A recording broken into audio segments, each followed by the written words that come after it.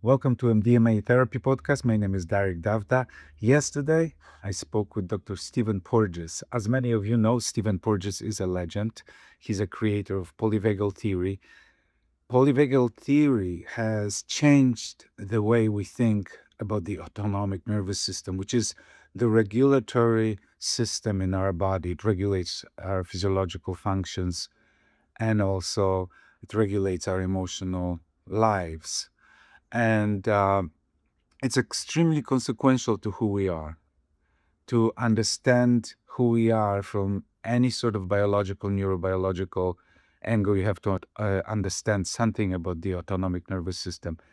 Dr. Porges is a little bit of a Copernicus or Einstein. He essentially changed the way we think about the autonomic nervous system. Traditionally, the autonomic nervous system was divided into two, or is still in mainstream thinking, divided into two main systems. One is the sympathetic nervous system, which is the mobilization system, and the other is parasympathetic nervous system, which thinks, in a kind of a simplistic way, people think about the parasympathetic nervous system as the opposite of the sympathetic nervous system.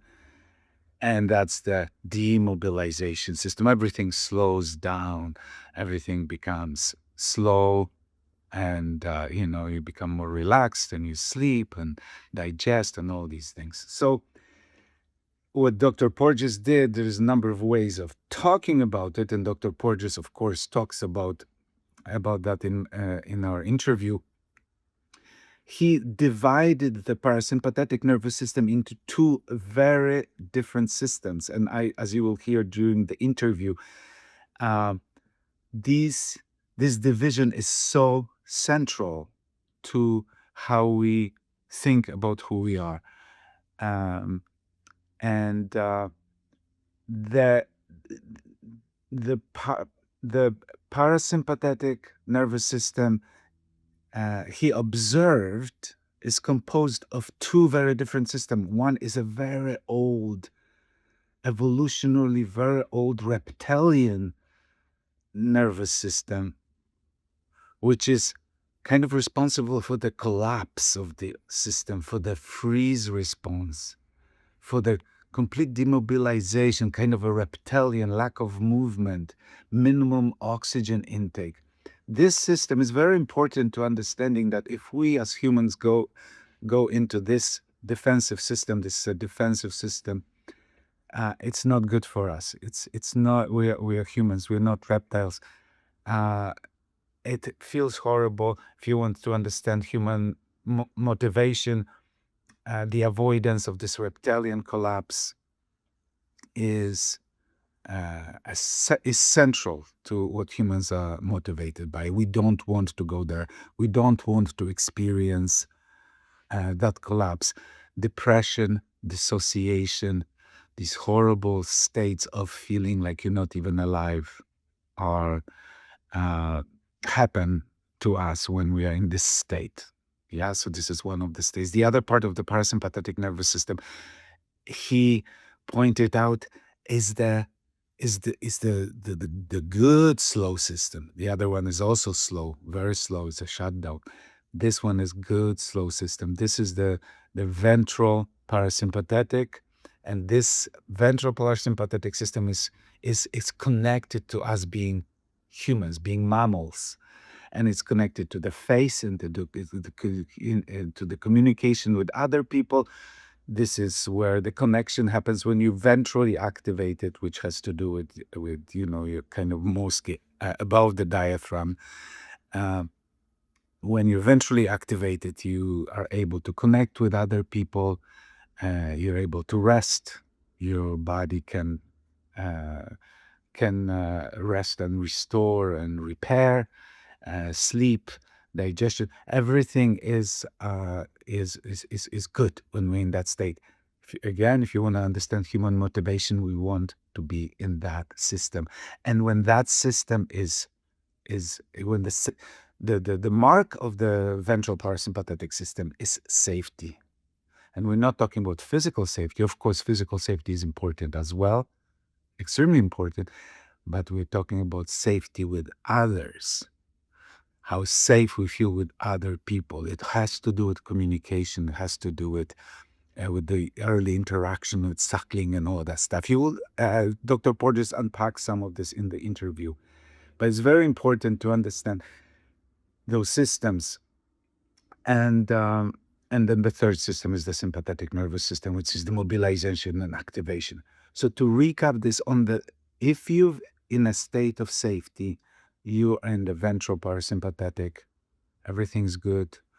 We all want to be there. Unfortunately, with trauma and isolation, this can be, the system is kind of violated. And if we are not in safety, if you're not feeling safe with people, then you will go into a state of defense. If you go into a state of defense, so there is safety or there is defense. On the side of defense, the first system that gets activated is the sympathetic nervous system. And then if the sympathetic nervous system is not working anymore, if you can't fight, you can't escape, you get caught, you're in helpless situations, you're trapped, that's when the dorsal parasympathetic, the old reptilian system, gets activated and you collapse or dissociate or get depressed. Life drains out of you, get depleted, horrible stuff. We all have experienced, or most of us have experienced those states to some extent. There are various shades of that state. But this is just a brief introduction. Hopefully it helps. I am extremely honored to be talking with Dr. Porges. He's impossible to get.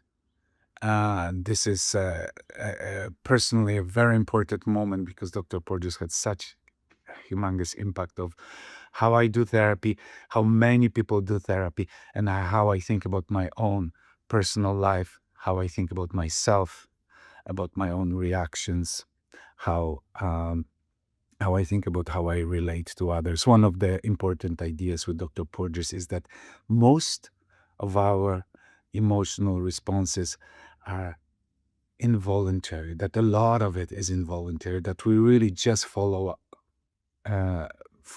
the impulses of our physiological responses, which are very old evolutionary responses that are there to protect us, to make us safe, to make us survive. It's an amazing theory. I would greatly appreciate, encourage everybody to get familiar with this theory. It has changed my life, and hopefully it will change yours as well. Here it is, my conversation with legendary Stephen Porges. Your theory actually have been extremely influential for me personally, and in my professional work, it really have added a really nice dimension to the way I already think, and makes The beauty of the theory is that it's really not a theory. It's like an understanding of who we are. It's not a theory. Yes. The scaffolding, and when we start to dive into that scaffolding, we start understanding the world. We don't just understand ourselves. We understand the politics that are going on. We understand a lot of things in the world. That's right. Yeah. That's right. Well, for me, one of the biggest things with your theory was that it creates such an amazing sense of acceptance of who we are. Well, I think that's the journey of life. We can get this on tape. Well, you're recording it, but I'm recording already, and we can just backtrack and give a little bit of introduction. No problem. Yes. But I don't mind. I'm really, of course, interested in what it is to be a human and the underlying, I would say, a journey or the exploration of the human experience. And then if you take that as your part of your whole life, what is your goal? Your goal is to optimize that experience. Exactly. Yes, that's the way I think as well. And yes, it's very different than the goals of a Western civilization, which appear to be acquisition, and acquisition, or meaning getting stuff, is only useful if you can leverage it for these more, I would say, foundational principles of what life is all about. Yeah, for sure. Yeah. How to me, the way I think about us in a very simple way, that we are bundles of life. Yeah. And the best that we can do is make that life wants to live, life wants to be alive. And how do we keep our systems alive? That's the biggest, Actually, that's a wonderful visualization, because I would say the greatest frustration of being an academic is the constraints. Or as I used to say, even though academics has been, quote, very good to me and I've done very well in it, in a way it's been a prison. In a way it has constraints. So I can both not the prison that you allowed yourself to be imprisoned in, I can see. Yeah, but it was all pragmatic in a sense, and that's the beauty of our complex nervous system. We do things that we may not enjoy the most to enable us to do other things that we think will be very helpful or even enjoyable. So being an academic, which I loved a lot of it, but the philosophical aspect of it, which was always constraining, restricting, and then using human interactions or human priorities or human hierarchies to kind of use that as the constraints, as opposed to getting at a more basic way of exploiting, in a very positive way, humans as a resource. And so when I move into my mechanistic academic, I would say, look at this resource. What have we done with it? It's like, this is crazy. This is crazy. And it's true about all the systems. We, as humanity, we have so much knowledge how to create beautiful conditions for our existence, for our flourishing, but we don't do it because the systems themselves are motivated by other things than our well-being. Well, so we can get actually, and this is where your world of, if you're going into psychedelics or type of issues, it's really, how do you free the cortex from the foundational brainstem circuits? How do you allow the cortex to be creative and free and not an inhibitory organ? See, the cortex has been seduced into being an inhibitory organ of the brainstem's ability. That's an interesting idea. The cortex has been seduced to be an inhibitory organ of the brainstem, of the basic functions, basic autonomic functions. Well, think about it, and actually I can go through the whole journey. What are the features of, quote, chronic stress or illness? It's a disruption of homeostatic functions, the rhythmicity of the brainstem. And how is the rhythmicity of the brainstem inhibited? Through cortical activity. And so the paradox is, if we can allow the cortex to be free of that inhibitory responsibility, which gets seduced into being, who do we become? And I think psychedelics was really an attempt at the shortcut. I don't think that's necessarily the best one or the most efficient one. But the issue is, we need to have a better understanding that what we think is good, like attention and mental effort, is good for short periods of time. But we have to respect that the brainstem has to regulate our physiology. And what we've been seduced into believing is, if we can work for 20 minutes, we could work for an hour. If we can work for 1 hour, we can work for 8 hours. We can work for 10 hours. And we keep pushing the system. And the consequence is that the system is very flexible. It will adhere to those commands, but it needs some time, quote, to recover and for itself. So tell me a little bit more about this freeing the cortex for the inhibitory tasks. I'll give you the whole history of that in my mind. And it becomes very, in a sense, a personal scientific journey. When I was in graduate school, I observed heart rate patterns, heart rate variability. Actually, the first to quantify it in the late 60s. And what I noticed was that when people paid attention, the heart rate started to stabilize, the variability started to disappear. And I was very intrigued with this because I saw this as the indicator of mental effort. And I wanted to be able to monitor mental effort with the idea that, in a sense, from a behaviorist perspective or a psychological. So just a moment. So heart rate variability, when it's stabilized, when it gets lower, people should know that that's actually not so great for us. That high heart rate variability is good for us. Everything has to do with context and demands. The reduction in heart rate variability is great if you're a controller in the airport looking at flights. Yeah. If you're Okay. watching or if you're in a sense in the operating room monitoring your patient, you want to be focused and attending. That's really good. You block everything out and you focus on it. Or if you're, in a sense, deep in thought trying to solve a problem, you do not want to be reactive to the environment. So I saw this as mental effort, and I was very intrigued with this. And interestingly, a person who later got a Nobel Prize, Daniel Kahneman, you may be familiar with his work. A little bit, yeah. In 1973, he wrote a book called Attention and Effort. And in that book, he quotes me. It's kind of like, he quotes my dissertation research, which was documenting that the stabilization of the heart rate was an indicator of mental effort.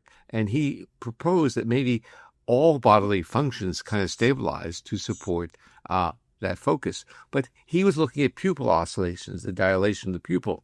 But in this paper that I've written, I was talking about the inability of the scientific community to understand individual differences and even variability. And Kahneman, I think, was very pragmatic, and he just dropped his research on autonomic variability. He talked about it in the book, he talked about it, the research, but it was never published. And it just dropped. But as I progressed over the decades, I started to realize what I was studying. That's when I got into what's the neural mechanism, and that was a vagal mechanism. And so it was really vagal suppression, or the vagal brake, as I called it in some papers. And I thought the flexibility of this vagal brake was the critical thing, the ability to turn off the vagus and put it back on in a very flexible way. In the late 1990s, I developed a measure called vagal efficiency, which basically looked at, as you change that RSA, the respiratory sinus arrhythmia, how effective was that in changing heart rate? And interestingly, it's not a perfect linear line, and there are a lot of individual differences. Those that are tightly coupled, so they, in a sense, regulate their heart rate with that vagal brake, they're, in a sense, doing really well. However, if you have a trauma history, or if you have certain types of clinical disorders like dysautonomia, they basically break apart. So what the body is doing under chronic disease or chronic stress or chronic illness is decoupling these systems. And in that decoupling, it's trying to adapt because it can't keep that brake on. Decoupling their brain regulatory function so from the autonomic nervous system. Yeah, so what was visualized as suppression of these rhythms is a brake. For many people, it becomes a very ineffective brake. They break loose, in a sense. Their system is too smart to be locked into that situation. And in a way, trauma does that. And the consequences of trauma in the breaking loose of that is to move from immobilization and literally physiological compromise to basically dissociation. And if you think of dissociation as this beautiful adaptive function as opposed to some deep pathology, you start seeing the beauty. I would say the beauty is a complicated word to use, but let's say the sophistication and successful adaptation of our nervous system. Well, that's beauty is a nice word because again, it moves us towards respect and acceptance of our emotional states. Because one of the biggest problems that people suffer from is this sort of is shame, is attacking yourself for blaming yourself for the kinds of emotional reactions that you have. But what your theory does is it shows that even the most difficult autonomic states, the most difficult emotional states, this kind of reptilian emotional collapse, if even that state, even though it feels horrible, because you feel dead, because you feel like you don't want to live, the meaning of life disappears, even that needs to be respected, because that is exactly the state that has allowed us to survive these difficult situations that we were in the You're past. beginning to sound a lot like me. So Well, I'm learning from you.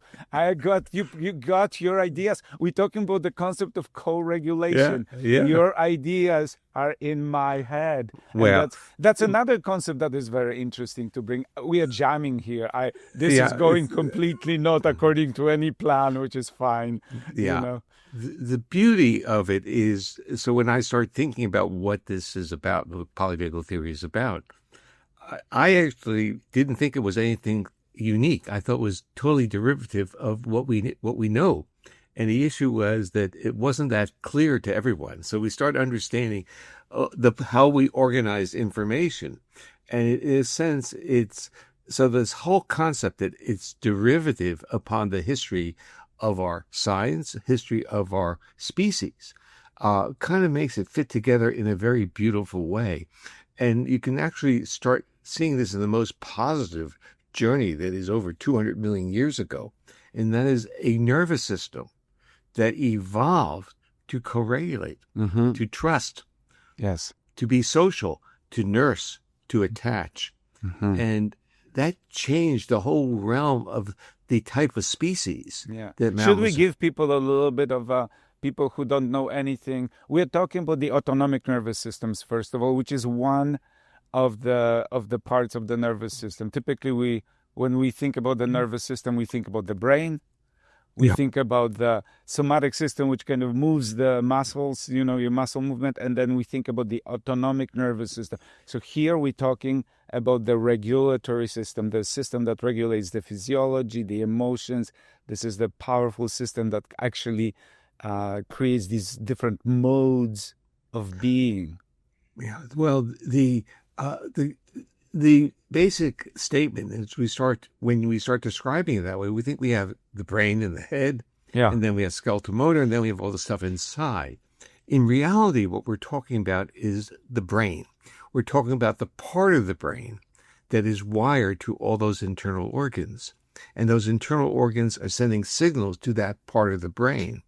And that's the part of the brain where we have pleasure, where we have our senses work, where we have organization. It's that part of the brain that either supports our foundational survival mechanisms or gets inhibited by the cortex, the higher brain structures, to subjugate its own bodily needs. And that's what we call stress. So bodily needs are challenges, and we respond to them. Nothing wrong with that. But when the bodily need is not just a mere challenge, but now becomes a chronic state, the nervous system, in a sense, retunes. And now that part of the neural regulation of the autonomic nervous system, which was to support health, growth, and restoration, gets repurposed. It's now repurposed to keep us locked into states of defense. And that's how they end up in your practice. Yes, that's right. Would you be able to just give a little bit of an overview of the three branches of the autonomic nervous systems as you see it? Does it make sense? Yeah, well, the autonomic nervous system is the system that regulates all these organs in the body. And in general, people had thought about this at a very simplistic level.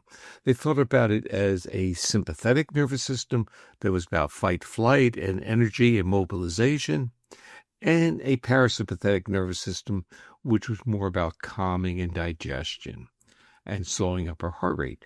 But that's not even a model. That's just kind of like observations. When you get deep into the anatomy and you start looking at comparative anatomy and looking at evolutionary trends, you see something quite remarkable.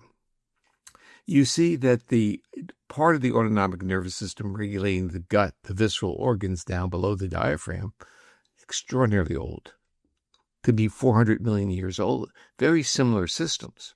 Then you start seeing at about 250 million years ago, a sympathetic nervous system. And what that gives the organism is spinal control with the autonomics. So the autonomics become intertwined with muscular activity. That's why when you move, your heart rate goes up.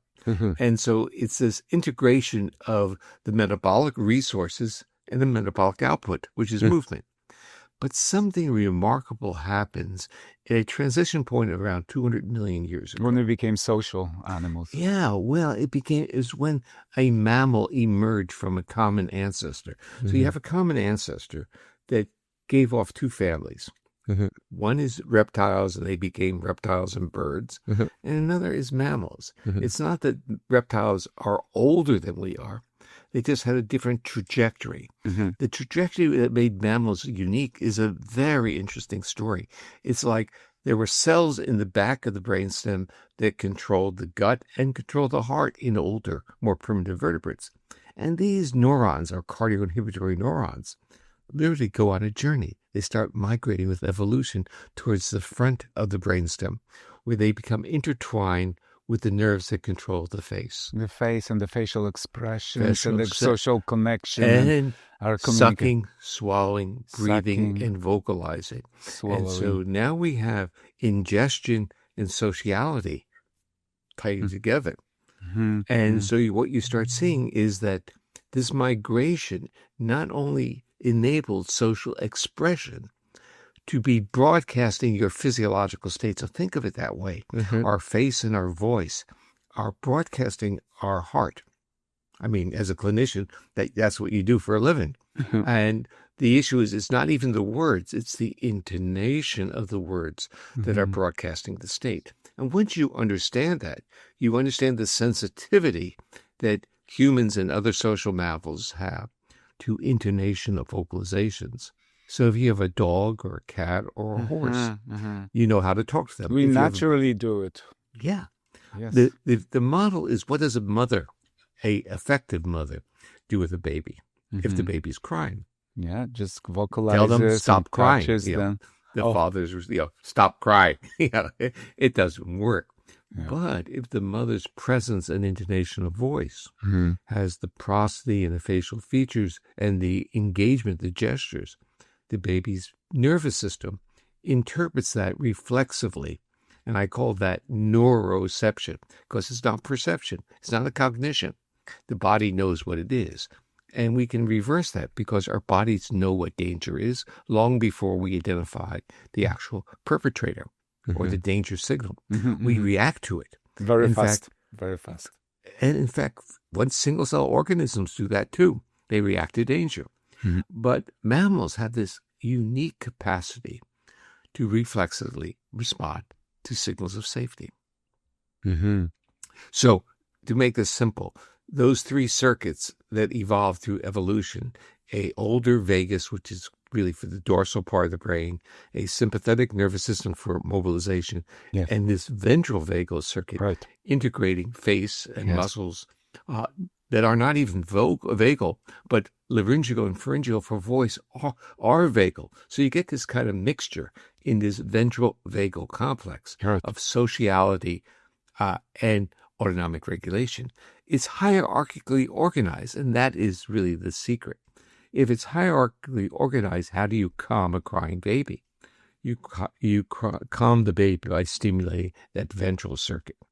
The social safety. Social safety. So just to repeat this for people who don't understand, you're very fast with this for people that don't have too much background.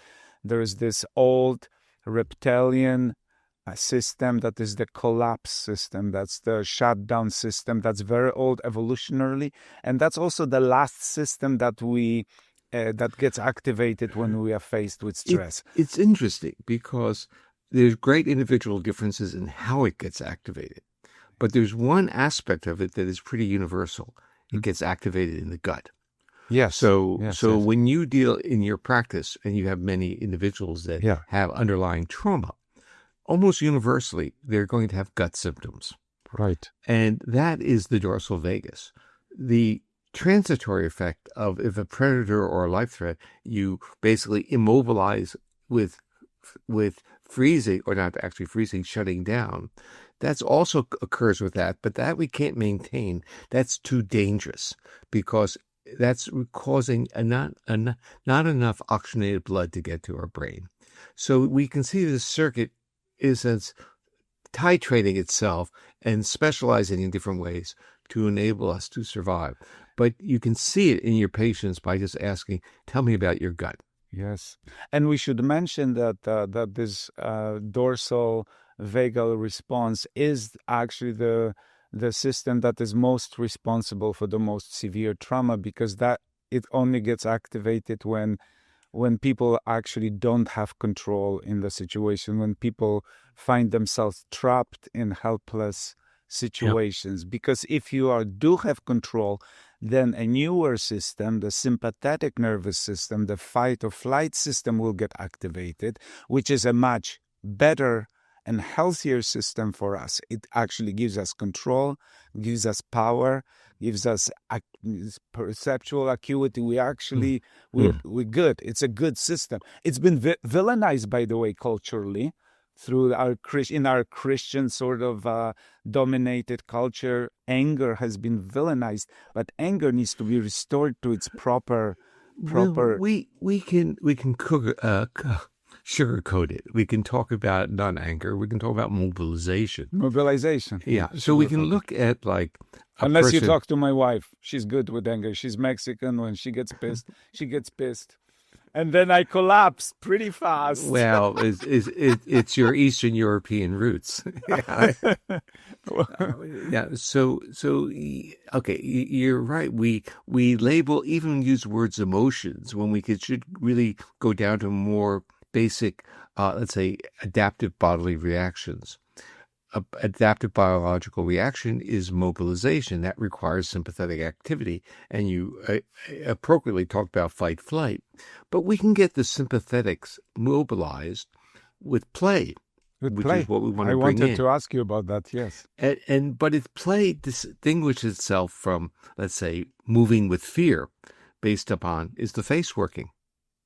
So if you look at pictures of people running or children running, you can tell whether they're playing or they're running in a state of threat or fear. Mm-hmm. And with children, it's really beautiful. You see the glowing faces, but they're moving. And I think this is where I've actually been on my own journey of learning from my colleagues. Oh. I think the dance movement therapists had good insight. And they realized that you could work with, in a sense, deep trauma through dance and movement. Mm-hmm. Because the person didn't have to sit still and be vulnerable to shutting down. Yes, in a sense, if your body's moving, hey, you activate it. You're mobilized. Right. It's only one small decision to get out of there. Mm-hmm. When you're seated, you don't have the system recruited. It's not available to you. Yes, and the difference is that in play, in addition to the fact that we're active and our sympathetic nervous system is activated, the ventral parasympathetic nervous system, which is it's the mammalian safety human system. It's also activated. So there's these two systems that are activated.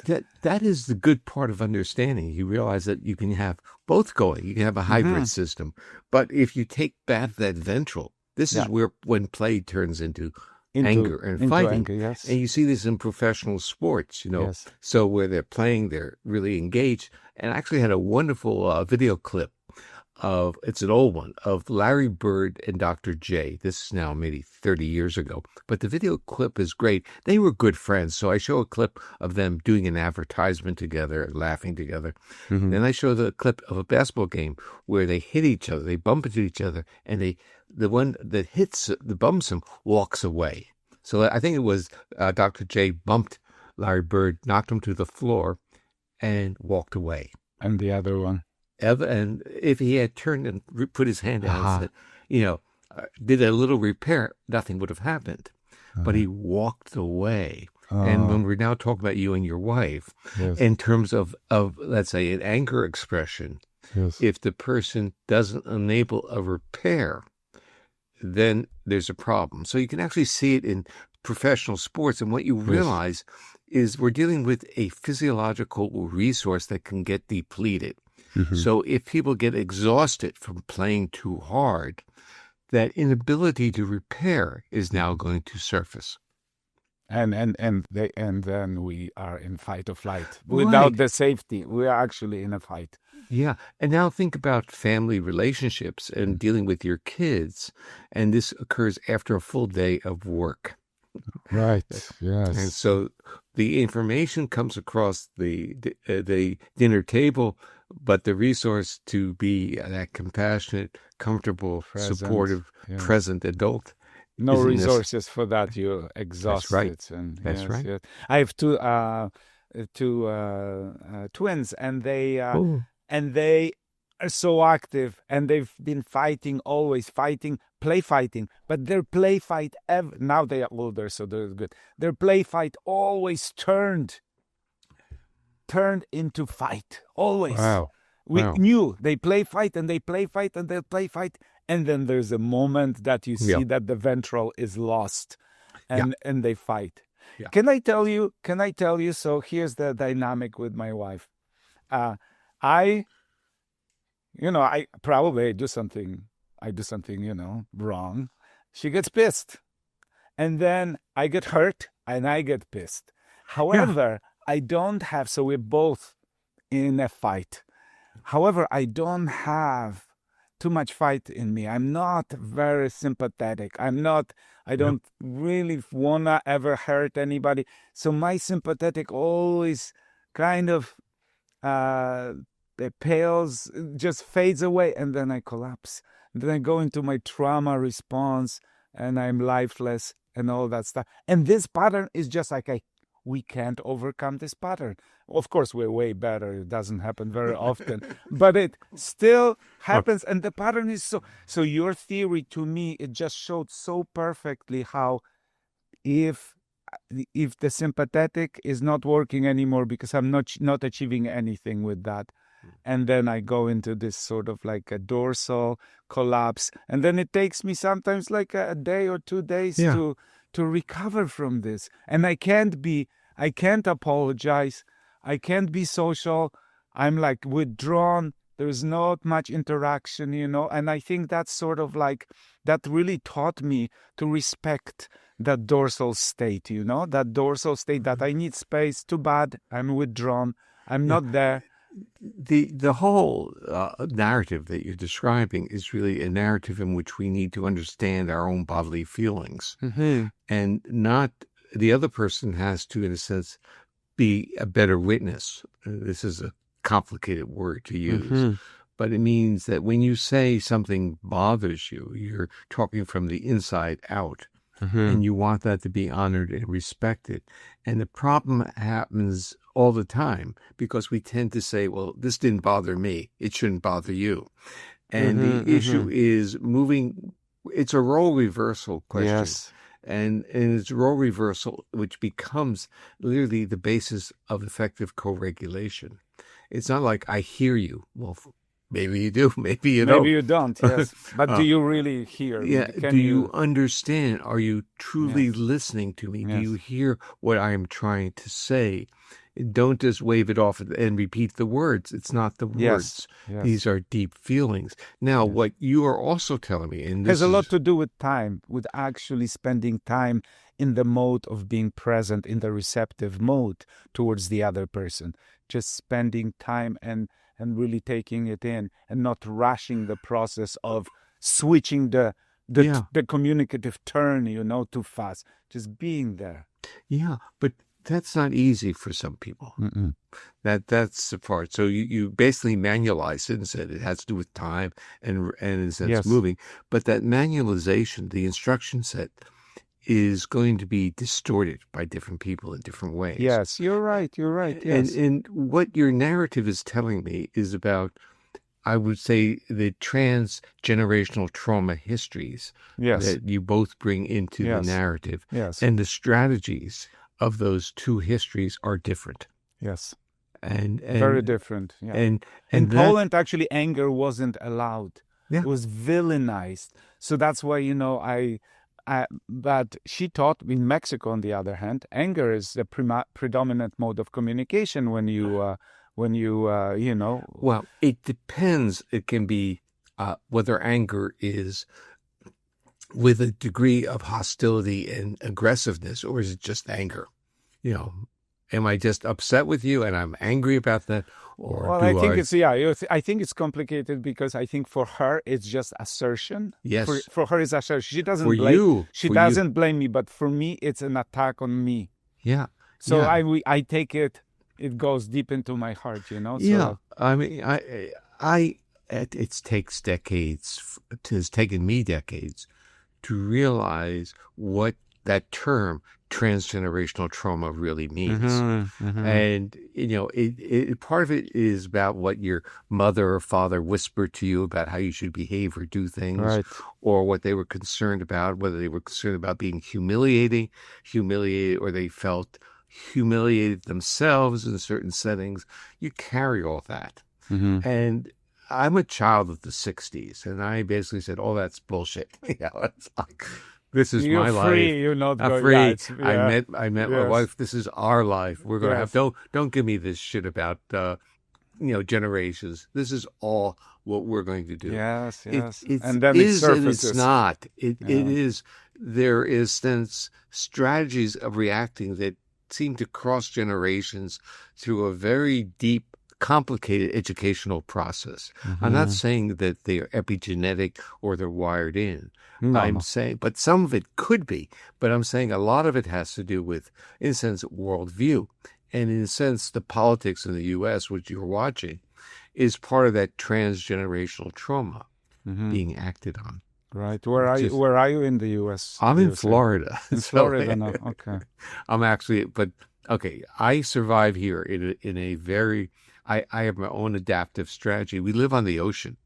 We live so I tend to spend many hours on the deck overlooking the ocean. So it's, So I and don't think I'm gonna get you to come with your family to my retreat center in the Canadian Shield country then. If you live on the ocean, eh? No, it's beautiful here. You should think about at least when it's actually warm now.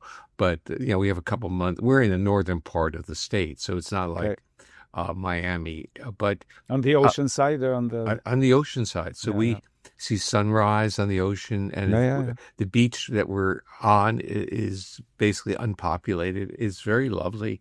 Cute. It's very comfortable, and you start seeing living in the rhythms of life. It's a different bit. So we're on the beach, but we have trees and squirrels, and I can see we're 200 feet from the ocean. It's just open place. And the part is your body starts to feel the rhythms of the world. I spend so much time in nature. I'm totally understand you. Totally understand you. I'm into the water and into the rock, especially lots of rock. Beautiful Canadian Shield, 2 billion years old, half of the age of the solar system. That's how old that rock is. So gorgeous. So one thing that we should mention maybe is that this whole concept of co-regulation, and that with that ventral system that has emerged at some point when we became social as animals, that you talk about the concept of co-regulation, that we live in a very individualistic culture. It's kind of appalling how individualistic our thinking is. And your theory really brings in so powerfully that we, as a system, we are an open system, very open system as mammals. And we co-create each other constantly change who we are. When I talk to you, and probably the worst thing that can happen to people is isolation. Okay, so your own history of being educated in Poland and Eastern European traditions has a belief system embedded in it. And part of that belief system is the power of intentionality. So you are, in a sense, you're in control, and if bad things happen, you're responsible. And this becomes part of how humanity is manipulated. It's by saying it's all your fault.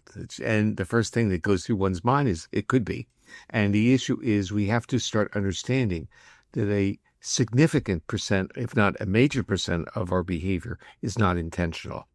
It's much more on a reflexive level, acting out the physiological state that we're in. Yeah. And what we need to become aware of is what physiological state are we in?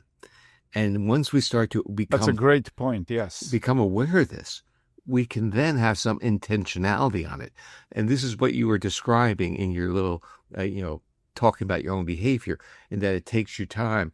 I use the term of saying, I am depleted, I have no resources, I'm done. I'm done. But it doesn't mean I won't be back. It means that when my body feels more fully organized, I'll be back. But this is all I can Right. handle for now. So the issue is this understanding of the state that we're in and the capacity of that state. Our society does not incorporate any type of understanding of the state the individual is in. So in our world, we're very biased on cause and effect or stimulus and response. And what the theory does is it pushes something in the middle. It says autonomic state is an intervening variable. It's mediating, it's distorting, it's biasing the inputs of stimuli and affecting our responses.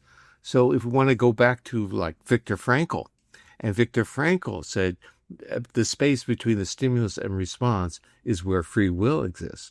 Polyvagal theory basically expands on that and says the space between the stimulus and the response is occupied by first a reflexive neuroception.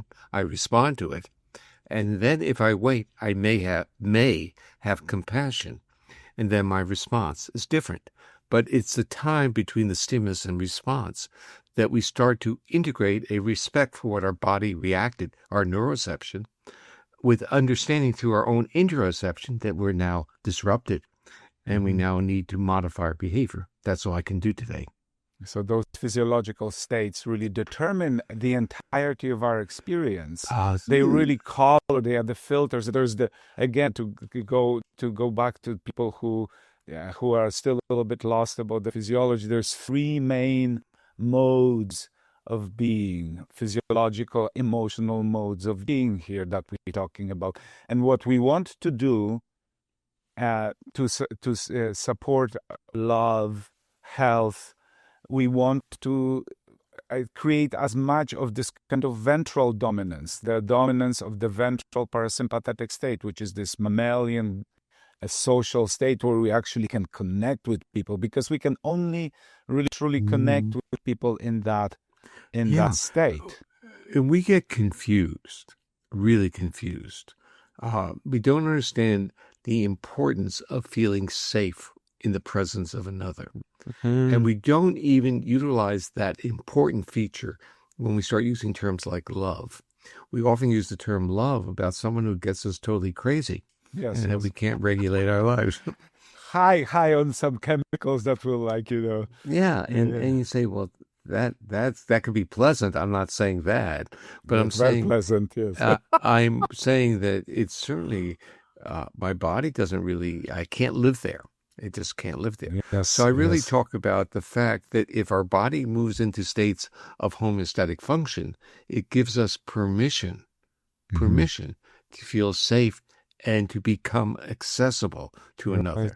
And so we're building on a different level of relationship, even not on this blind love, which, there's a point in life where this is fine, but it's not the type of life or love that you want to have for 50, 60 years and raise a family and fulfill your own ambitions and dreams on both sides.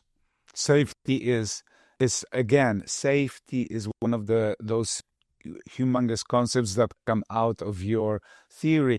And we run these groups. I call them true you circles, and our whole 2.5 hours of the first group we spent on safety. And these are exercises to reflect on safety, and that's directly a gift from you, Stephen. How to understand, and you know how amazing that is for people to reflect on safety in the group, to reflect on safety in their lives, in their relationships, to reflect on their internal safety, how safe they feel with themselves. All that is so fruitful. And 2.5 hours, and everybody's open because they see that is a, nobody's pressured to do anything that's a part of safety. Nobody's pressured to share. Nobody's pressured to provide any responses. You're just there. We do these exercises. So anyway, I just wanted to reinforce that concept of safety and how hugely important it is for our well-being. Well, it's, I like what you're doing. And for me, the word safety is just so confusing. So I used to say, putting metal detectors in schools is not making the schools safer. It's not that Not okay. So I really kind of differentiate between signals of risk versus signals of safety. And Yeah. it's not wrong to get rid of a risk. I'm all in favor of, no guns in schools, all these other types of things, or safe airplanes. But the part of it that we really have to emphasize is that we can take away all those threat cues and we still won't feel safe. And it's such an important understanding that it's not wrong to take away threat, but it's not sufficient. So you want threat removed, but you want signals of safety, trust, and accessibility, which become feelings of love and connection. And it has to do predominantly, once we remove the physical safety, physical danger, it has to do with safety with other people. What are other people about? So that's when we kind of get into the principles of well-being, principles of healing and wellness. And one of the principles really is the respect of the autonomy of the other person. So, people have a lot of agendas especially when they get close to into close relationships. People suddenly have a lot of agendas for the other. They want the other to be the way they want them to be. And that's such a mistake. And that does not create safety, because if you have agendas and demands on me to be a different person than I am, right there, it's a break. Right there is a break, because I can't feel safe really with somebody who does not fundamentally accept me, not my actions per se, but my inner reality for what it is, It gets even more complicated because most people don't even accept their own internal feelings. They become unaware of them. And as you're talking, I'm starting to think about literally the world I grew up in, which really was the expectation that you find someone by the time you're 20 and get married in your early 20s, all these things. And in retrospect, as a much older adult now, I'm trying to say, how naive, How naive. And it says how programmed for failure relationships are because of the lack of being even aware of oneself. So they're entering into relationships of expectation of other without being aware of themselves. Yeah, I have these, so the groups we run have a very basic principle of, it's all about building self-awareness. And there's the principles of kind of radical acceptance of your inner reality. Again, to make it very clear, we do not condone actions that are harmful. So your actions, we still put like a little bit of you are responsible for your actions, and you still assume that there's some sort of a free will and some sort of decision making. But your inner reality, no matter what it is, how can you, we judge so much. We elevate ourselves through judgment of others. Build on what you're saying. Yeah. So if we're unaware of our internal state, we are unaware of what our body is broadcasting to the other. In a way, we're unaware of our behavior's impact on another. So are we smiling? Are we accessible? Or are we looking at our cell phone? Are we turning away? Are we dismissive? Do we, raise our nose upward to people, or when we show disdain, even though we not, better. Or we don't waste time with that person because they're not worthy. We have to have an understanding of who we are and how we broadcast the state that we're in to other people. Right. Yeah. And I want to get a little bit, I'm not sure whether you, could you just briefly tell me, because when you look around at Wikipedia and all that, there's people say this theory is still controversial. What are the real actual, where do you see the weaknesses of this theory? Is there a weak spot? No, okay. So this, of course, is going to be a partial trigger to me, because the people who make these statements haven't read the theory or haven't responded to the responses of those types of things. I just wrote a 17-page response to, actually, it's someone from Poland who basically put something online, and every point he made was either a misrepresentation, misunderstanding, or a straw man argument. And he was presenting himself as if he were an expert and that all these things were wrong. But it was basically, I would say, very embarrassing. And I don't like this for another reason. It forces me to be aggressive in a way, and I don't want to be aggressive. It's not who I am. You're all about love. You're the Well, child it's of the about 60s. accessibility. And how are you going to learn? If I become aggressive, the person's going to double down without understanding their own mistakes. But the issue is it's so basic that it's so hard to believe that anyone would even argue it. That is, the autonomic nervous system changed with evolution. Unarguable. Unarguable. You can't argue, and just unless you want to say there is no evolution, then okay, you can have another alternative worldview. But you can also see them unmalleolated versus malleolated. You can see all the stuff in the fossil record, in the anatomical records. So you have this hierarchy, and then you have a understanding of what's called dissolution, and this is how neural circuits work, and that was really established in neurology in the late 1800s, that newer circuits inhibit older ones. It's kind of the rule how the nervous system works. So that part is fine. And then you get the anatomy in the embryology, showing not only do you get phylogenetic, meaning species differences in that ventral migration. They're mapped into the actual nervous system. But you see it in development, in the embryo and in the newborn, the ventral migration. So you know that the ventral vagus is real, and you know that even in what's called transcriptomic, which is gene expression, the mammalian ventral vagal circuit expresses genes that are for myelinating, that are not seen in other previous vertebrates, and you get in terms of other peptides in there, showing that there's been a total repurposing of that ventral area in mammals. And that's where the theory is really saying that repurposing gives us what? It gives us structure for co-regulation, for sucking, swallowing, breathing, and vocalizing, for connection. We start understanding this whole concept of what is attachment theory without the physiology and anatomy of polyvagal theory. It actually is all there. So speak about time, the temporal unfolding of those different systems happens evolutionarily, and it happens physiologically as we emerge as individuals. And it also happens with me and my wife. First, it's always the sympathetic that kicks in for me, always. And then, only then, I regress back to the reptilian state. And so... Yeah, so, well, in a sense, it all starts, I will tell you where it all starts. It's this whole issue of, I hold my hands outward, I talk about accessibility. Okay? When people feel safe, this is the world they're in. Until they're under threat, and then that is vulnerability. And what you're feeling is a switch from accessibility to vulnerability in real time in your dialogue.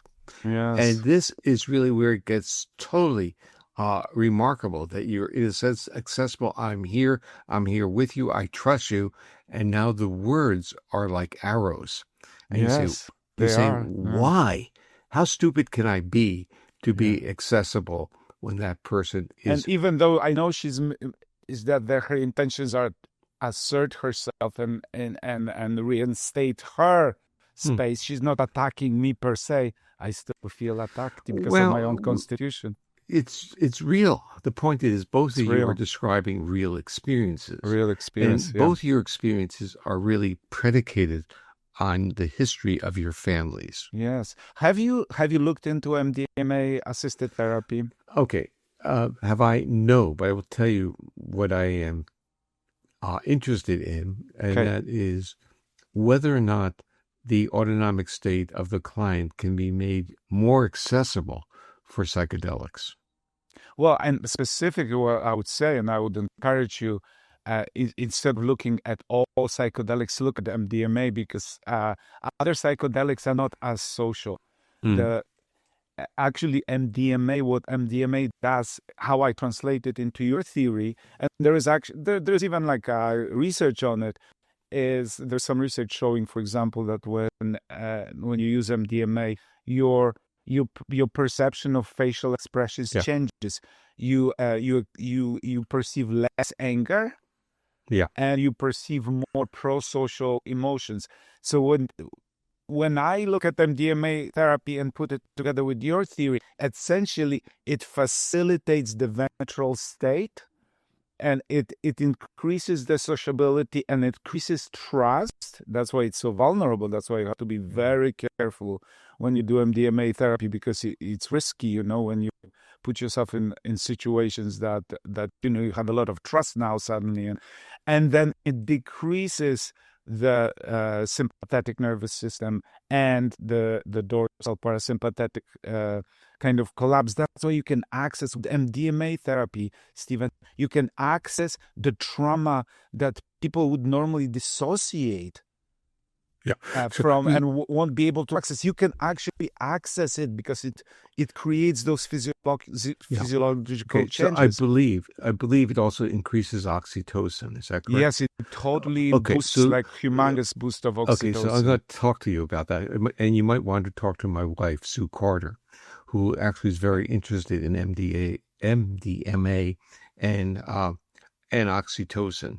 Yeah. Okay, so when I've developed a different type of intervention, it's a intervention of acoustic stimuli that I have embedded in the biological rhythms.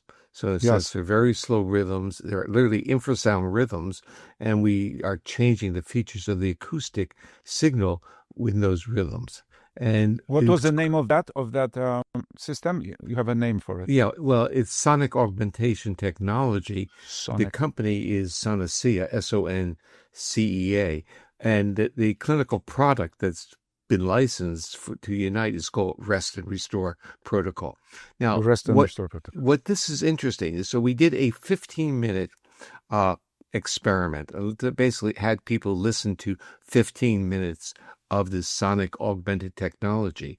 And we had 22 subjects that we had oxytocin on. We're going to get another 50 of, but with 22 and more than 80% showed a boost in oxytocin just after 15 minutes. Now, what became more interesting was their symptomatology, their sense of safety and calmness before the music. If it was low, they were the ones that were more responsive with oxytocin. So in a sense, the physiological state represents... How did you administer the oxytocin for that? No, it's not administered. You just measured it. Measured the oxytocin. It's salivary. And yes. And it actually, the effects, it's powerful effects. Makes complete sense. Now, what I was doing with that, because we've now done it with actually more than 1,000 people have at conferences, but we have a IRB with 100 subjects, and the subjective reports on their own changes in state and calmness, it maps into the same percentages as the oxytocin. It's like 80+% with 15 minutes. And we're going to do another online study through the Polyvagal Institute, and we're going to evaluate this hopefully on over 1,000 people. But the idea that, so when we've been at conferences and presented this music, and actually it's been developed with the composer, I would call him a digital wizard, Anthony Gorey. We've done this at several trauma conferences. And at one conference, one of my colleagues who was in the front row got up and says, I know this is just like psychedelics. It's like, it's the same feeling is what he said. Then we actually are doing a study that's in Basel University, which one arm is psychedelics and one arm is the music. Oh, that's beautiful. That's great. That's you already doing it. If you ever have time, Gul Dolan. Have you heard about Gul Dolan? No.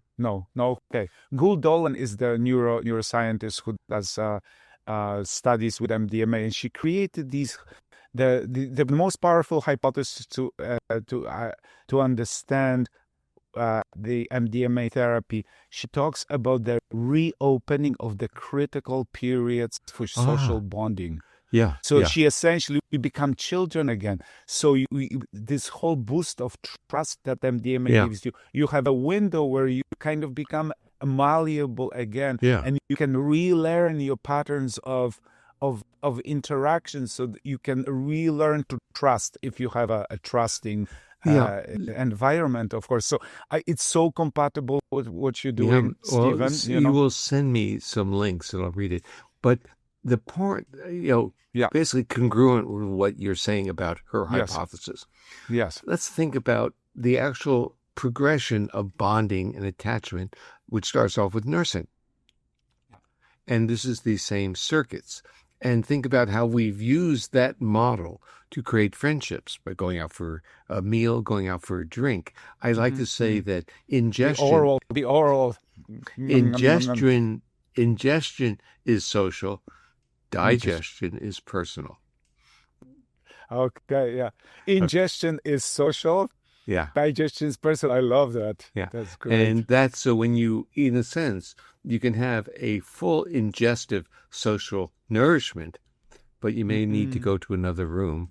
So the mouth starts with sucking, and that's social, and then the kissing, and all kinds of other stuff. Right. And smoking cigarettes and drinking alcohol and putting drugs into your stuff as well.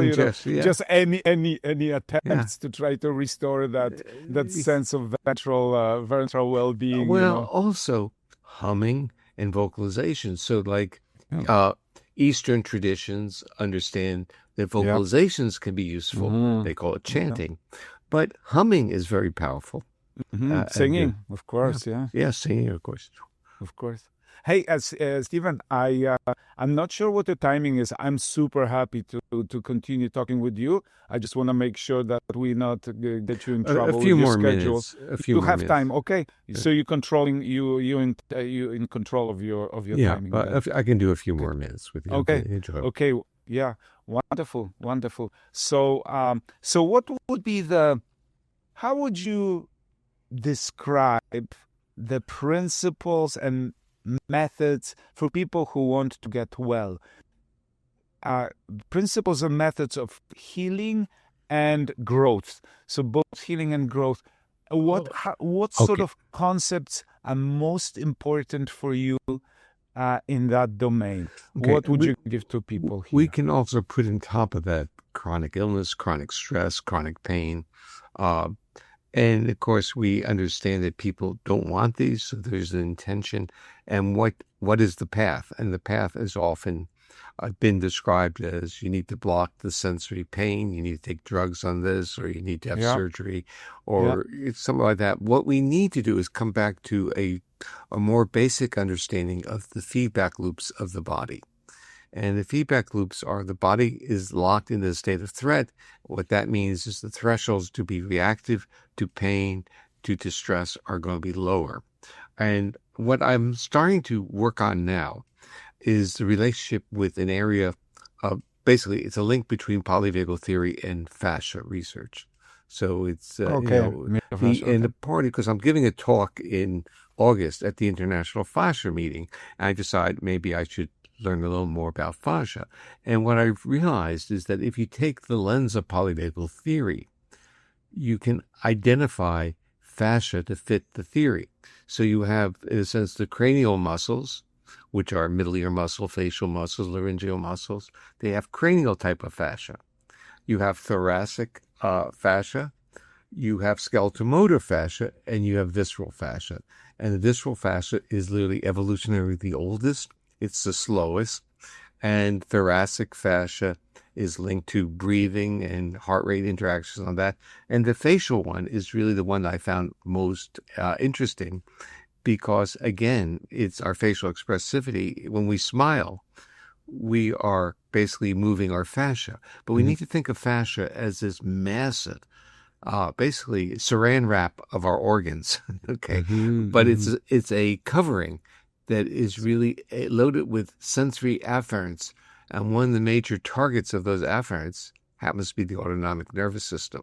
So we can think of fascia as this amazingly dense sensory system. And what it does, it helps maintain people in chronic states of threat.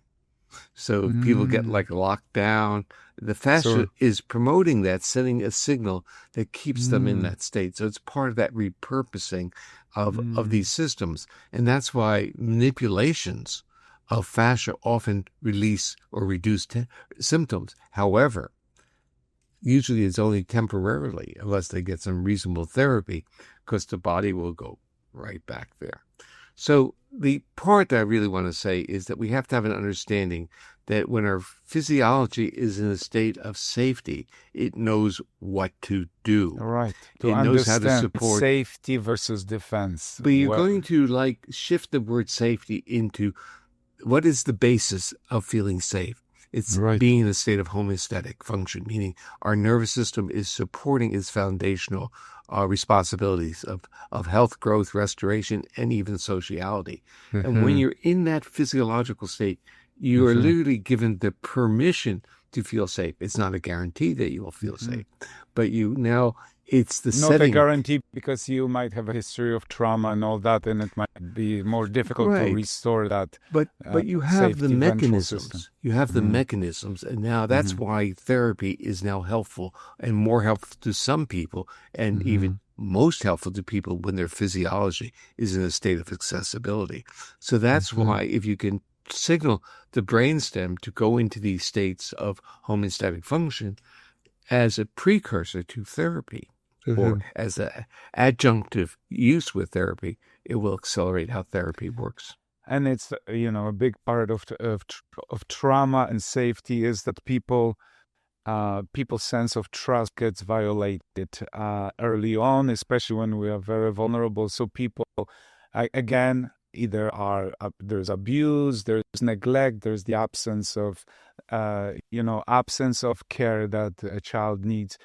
And then we develop this sense that the world is not trustworthy, people are not trustworthy. So healing has a lot to do with restoring that sense of trust in the actual human interactions. That's also a key here, right? Like I heard you mention somewhere there that if you want like a neural exercise, how about a kind of a positive social interaction, being present to another human being and receiving presence from another human being.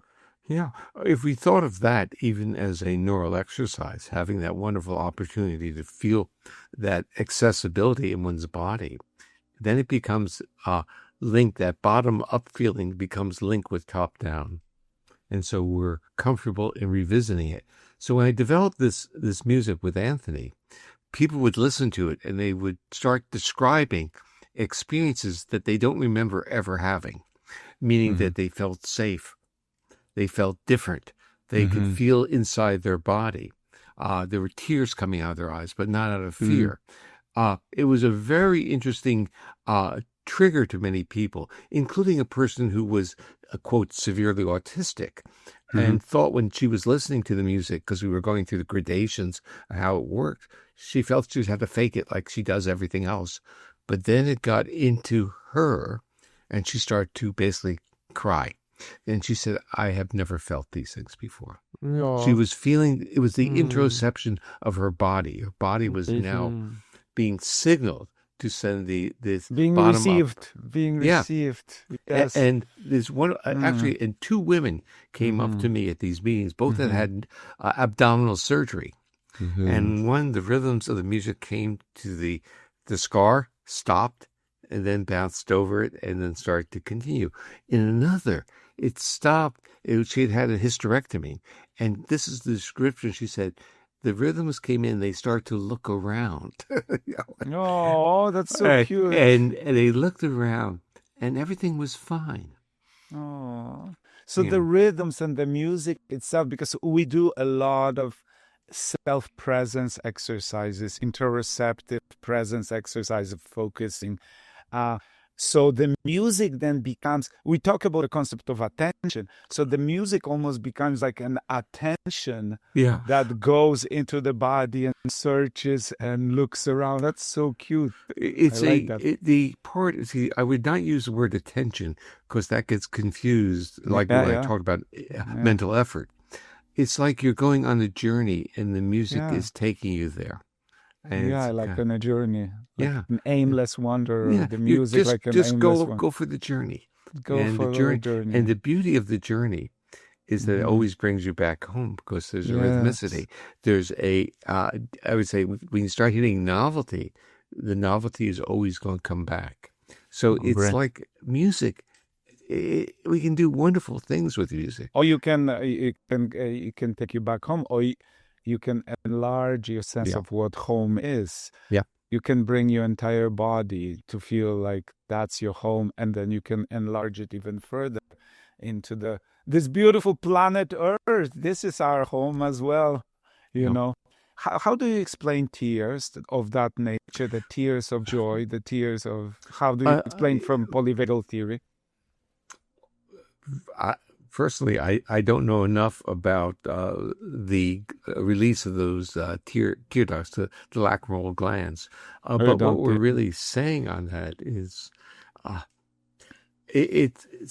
since it's not okay. The reason I'm going to say I can't really do it, it's not really the social engagement system. It's not what I've spent my life on. I've also had difficulty with facial flushing. These are other types of vascular changes. But the autonomic nervous system has patterns. And many people think of tearing as also a cleansing, of moving fluids out of the body. And it may be that the tearing is part of that aspect. Yeah. Yeah. So what else then, in terms of, do you have any other sort of ideas about how people who struggle or who want to enhance their lives, how could they move on a journey? How can they get less confused about what wellness is? Because there's so many messages of what wellness is, and a lot of it is so confusing to people.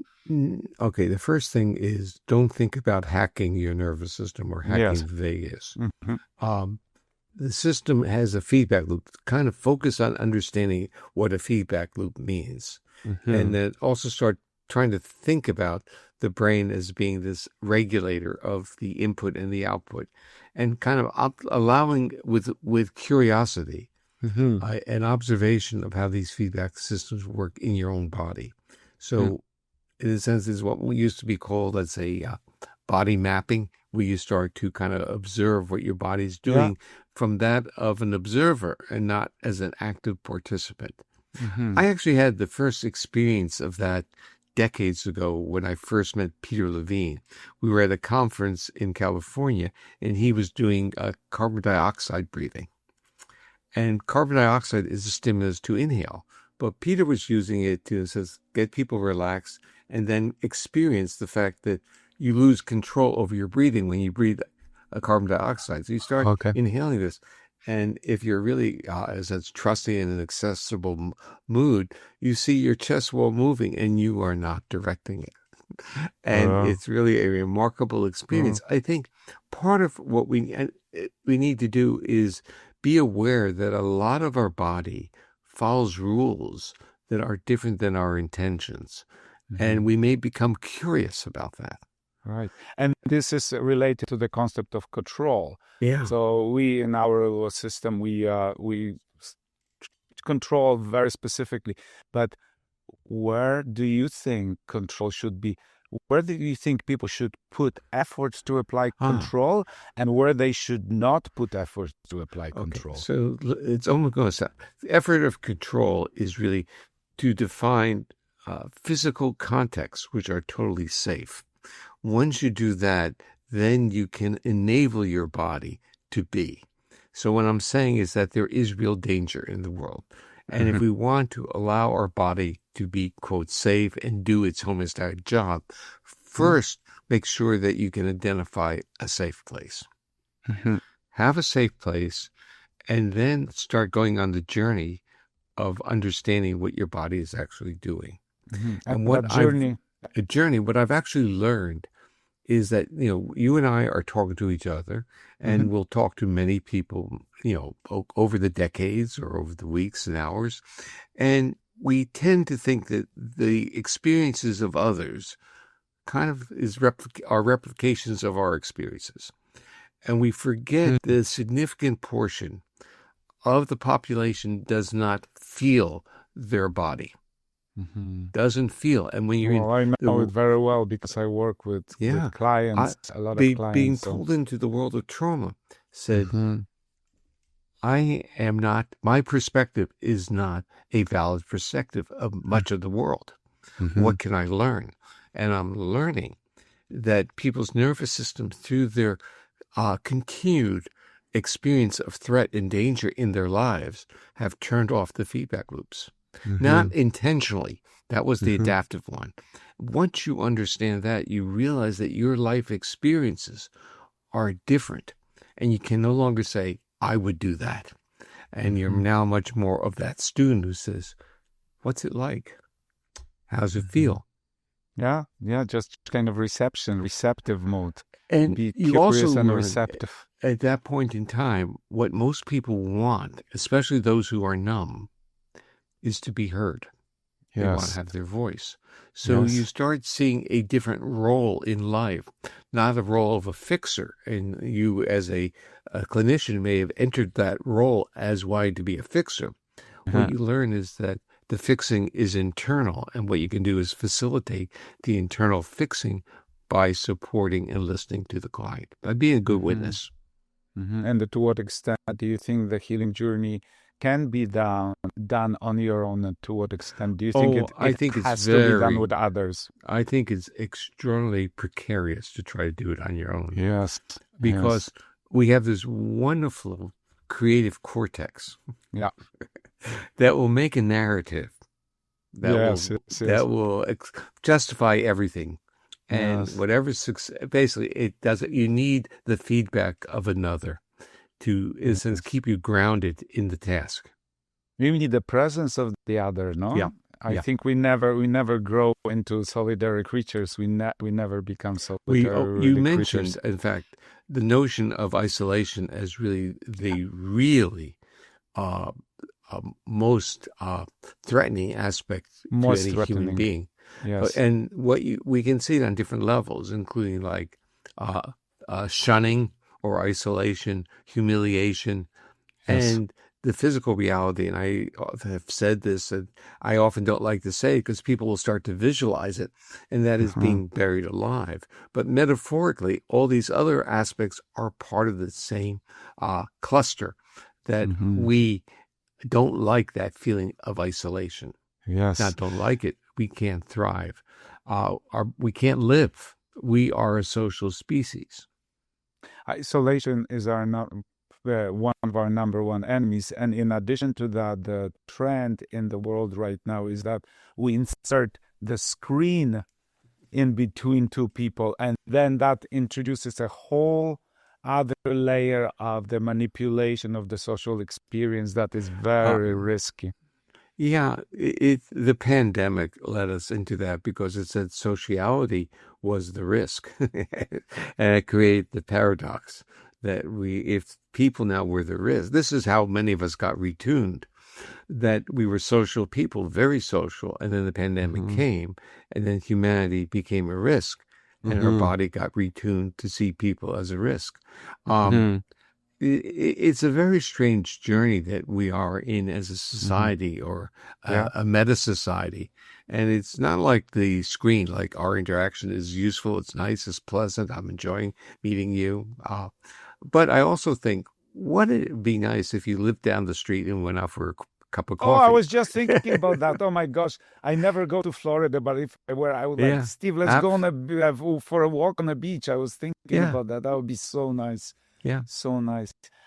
What do you make of, a big part of the, what I'm doing here is that we make a big deal of the principle of truth. And I don't know whether you thought about that, but of course, truth has been a very abused concept, and it's a very hot concept these days. And I still think that the truth is very important for healing. And maybe it's not for everybody, but truth about who we are, how we work, and truth about our personal history, truth about everything, especially all the. So as you say that, I deconstruct it to a simpler level, and I'm saying our nervous system craves predictability. What is truth? Truth is really, it's like hypothesis testing. We're testing whether something is real or not real. Yeah, but basically, our nervous system craves predictability.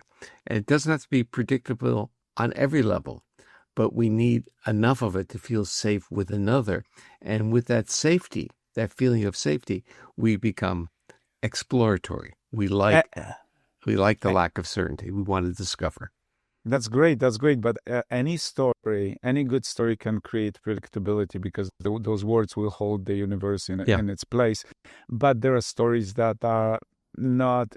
A true story Oh, is a story that could connect us because it's actually grounded in reality. The old concept, a basic concept of the kind of a theory of correspondence. That yeah. truth has to be grounded in reality rather than any story, like you think about conspiracy theories, or you think about theories of psychotherapy that have been elevated to Yeah. that those theories based on change Yeah. and that are really like shaming in some way. So Well, there's a lot of so stories out there. I'm living with that with polyvagal theory, because to me, the foundational principles are truths. They're there. They documented hundreds of Yes, years of other people's for research. sure. And so the theory is really the application of those principles. So I have actually, in my mind, say this is derivative of these principles, and you can't argue these principles. They're real.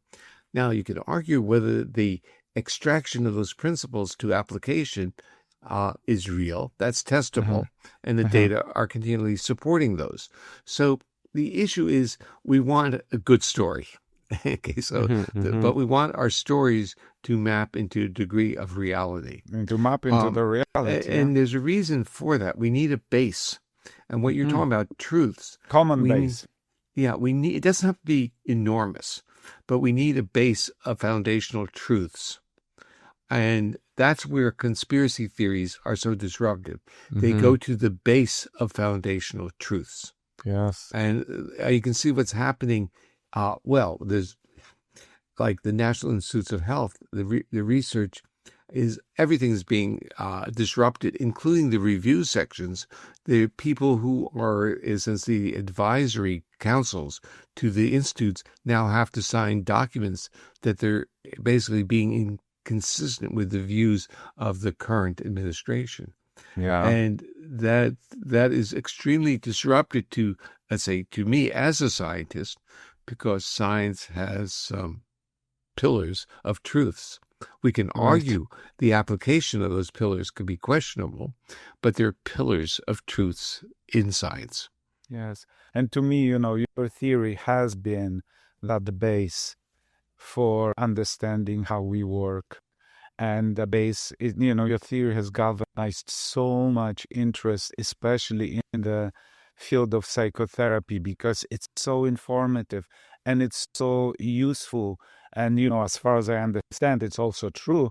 But, I don't have enough knowledge of neurophysiology to understand it. But as far as I understand, it's very compelling. And so that's been great. Could we one more? Do you need to run or one more I'm going to have concept? to run shut. Yeah, but yeah. You can take Okay, a- okay. what- One more concept, just to revisit the concept of accepting yourself radically as you are. Not accepting that you can do whatever you want. We have to distinguish that because people can give themselves permission to do whatever they want and be accepted for that. But accepting the inner reality, and if we push that concept a little further, there's all kinds of parts and all kinds of sentiments that some people might have for whatever reason, for whatever reason. And all of it, even if it's antisocial, even if it's like ugly, our inner motives, our inner thoughts, our inner emotions, ideally we would want to accept all Yeah. of it, not to act on it. That's a different story. How do you think this is such a fundamental concept to well-being? I I think. was having a discussion with my wife last night about, why people were doing certain things. And they were like, quote, people wanted to be perfect, wanted to get the best grades.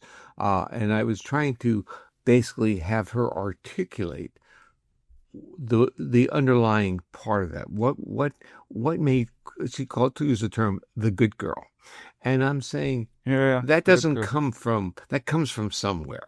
Judgment, kind of. Yeah, and so it comes, and in a sense, it's often related to some type of trauma history, some type of abusive environment, because all the people who try to do that are really people who have not defined themselves, and this is Mm-hmm. really where you're going with it. They have defined themselves based on others' view of whom they are, and I'm really saying is that has to stop.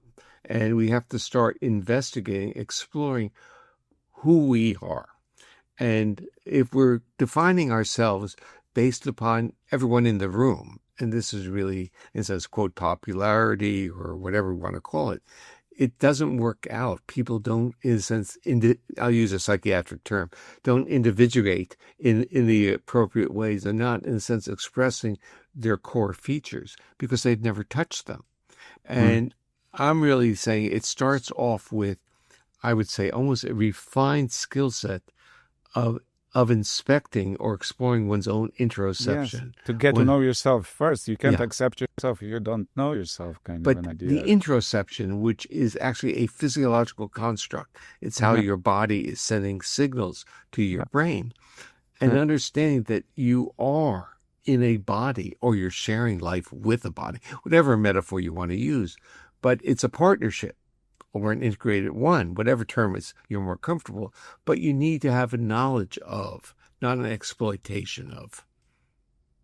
So yes, the not an good person, exploitation. Yeah, who's trying to please other is exploiting their body. yeah, that's good. It's exploiting their body. Yeah. That's a nice So this leads us into other terms that I've been playing with.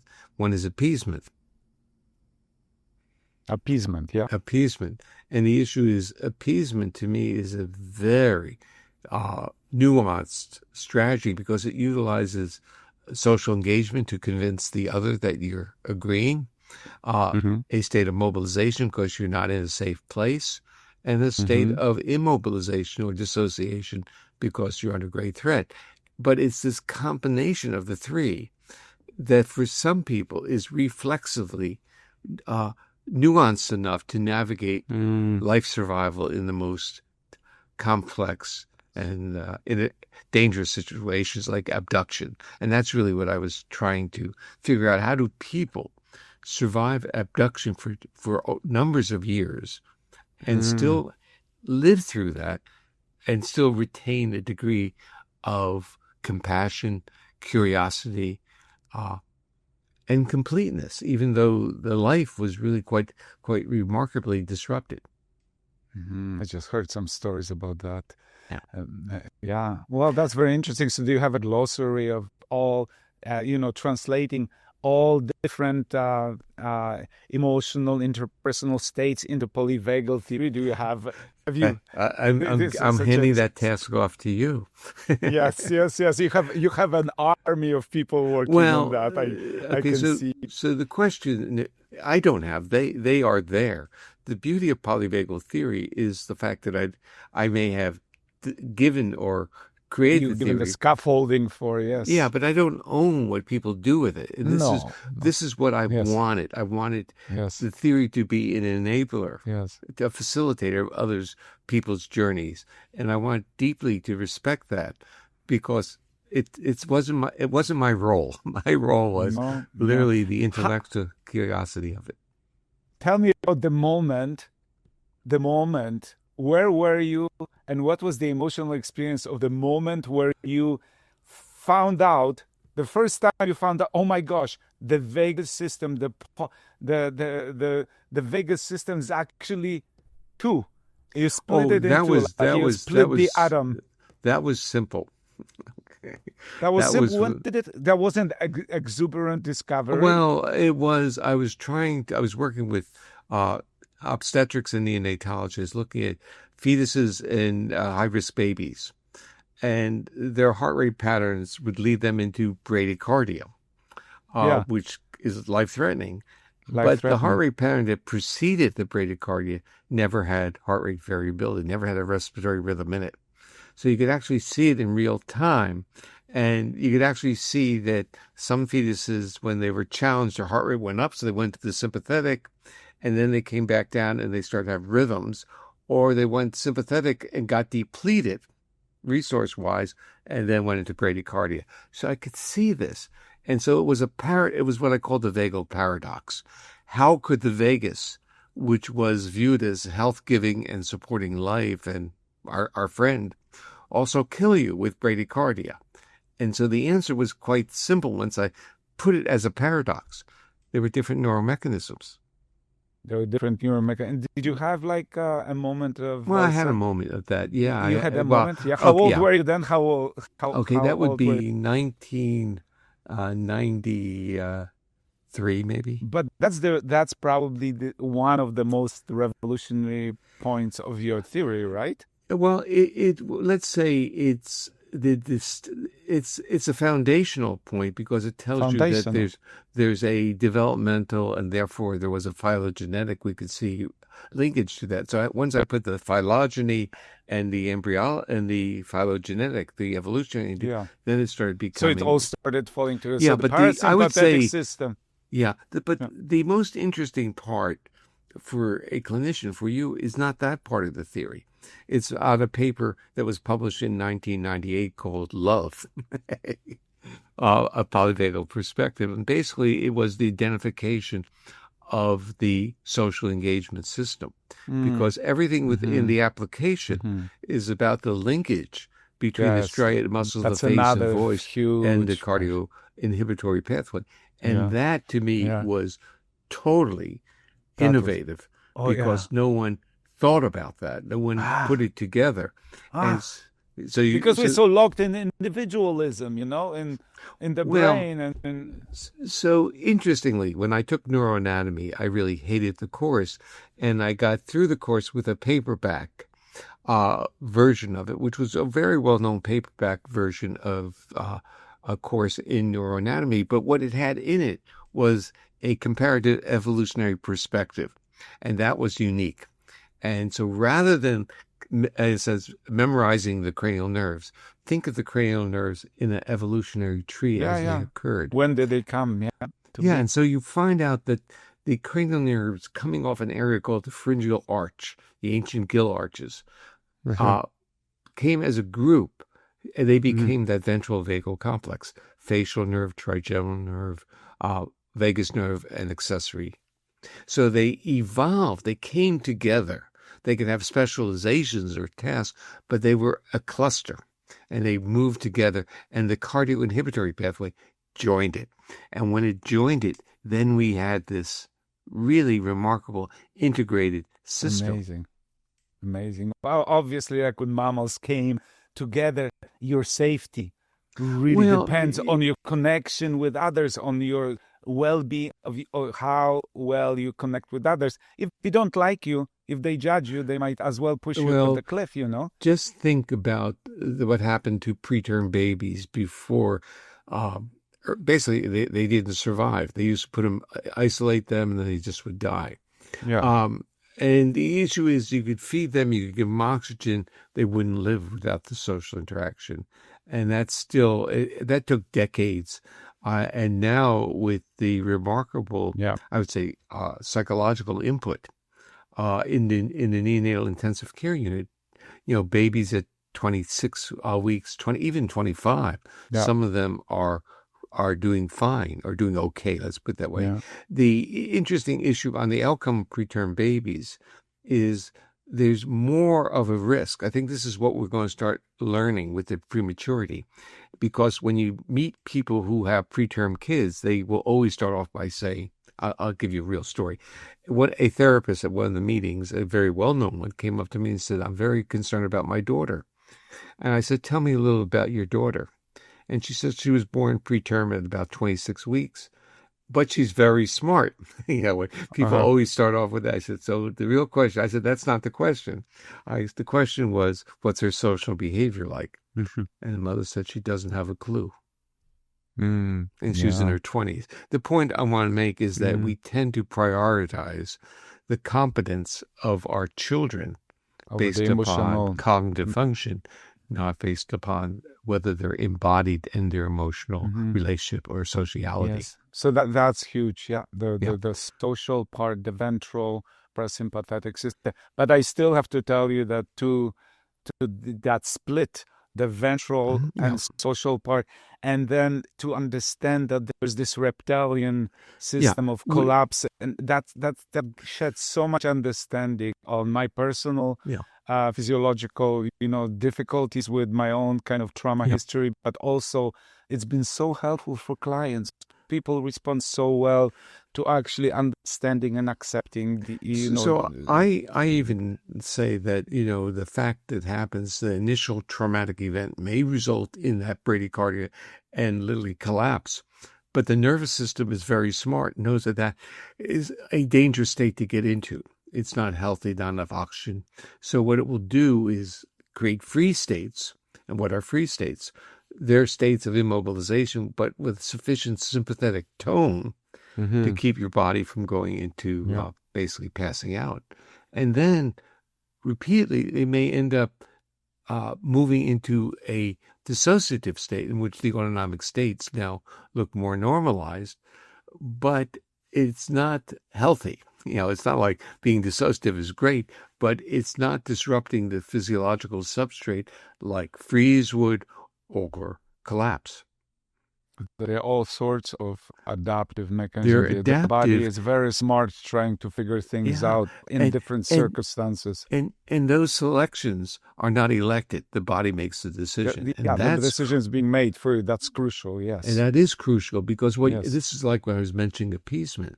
Yes. If appeasement is a dangerous concept to talk about because people say you should be an appeaser or why are you an appeaser? These types of statements. And appeasement from a polyvagal perspective is not a elected decision.